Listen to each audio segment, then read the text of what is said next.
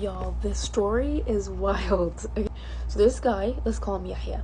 Yahya was a taxi driver for like 2 decades, and this is how he made his bread and butter, and this is how he provided for his family. So it's a normal day of work, and Yahya was finishing up his shift. It's around 11 p.m. right now, and his day was so long, and he didn't have that many customers, so he was exhausted. This man was like, let's wrap it up. I gotta go home. So as Yahya was leaving, he was approached by this woman, and he would describe her as looking weird. Like, there was something that when he looked into her eyes, she was just a little off, okay? But it's nighttime, and she's telling him like, hey, I really need to go to this location. Can you drive me?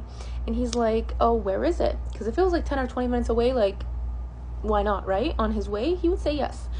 But she tells him a city that's 3 hours away.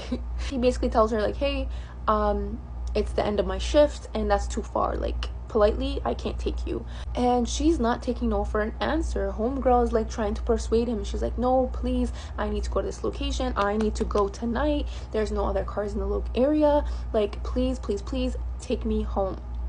And Yahya is a father of 2 girls, and they're around the same age as this girl, so he kind of felt bad at this point. And she's like literally begging, and she even took out a wad of cash, and she's like, look, I will give you all of this money, just please, oh please, take me home.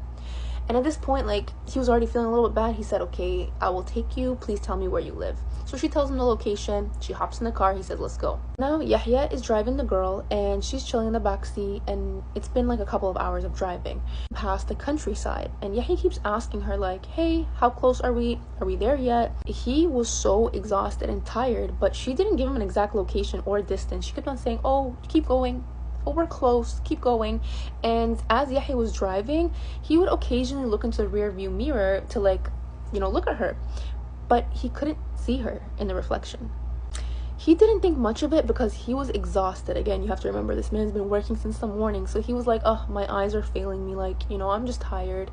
So after a few minutes or so, he shuts his eyes like really tightly just so he can like kind of regain his vision, if that makes sense.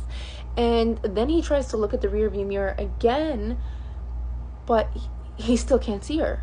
And that's when he would turn his back fully to, like, you know, see her and look at her. And he's seen her just on her phone chilling, like looking completely normal and visible. So that's when he thinks to himself like, oh my god, like, it's dark outside, it's dark in the car, like, I'm so exhausted, like, I just can't wait to drop this girl off at her house and go back home so I can rest.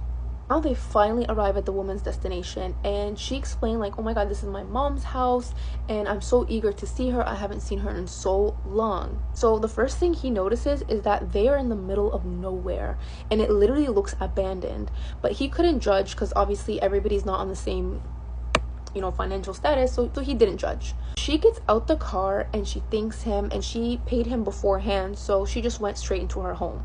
At this point, he starts to drive off, and he's so happy, and he's like, finally, like, I'm gonna go home, I'm gonna jump into my bed, like, thank god the day is over. So as he's driving, he looks into the rear view mirror and he sees the girl's bag and jacket. She left it. He decided to go back and return her things. So he arrives now at the house that looks abandoned and rusty, and he knocks on the door. It's opened by an elderly lady who looks around 90 years old. So he's kind of confused, but he's like, probably her grandma, and he says to her like, hey, these belongings were left in my car. And y'all, I'm so creeped out. My whole laptop and my whole light and everything turned off. I'm literally so scared. Anyways, I'm gonna finish this story. Yahya explains basically like, I dropped somebody off right now and she left her belongings in my car.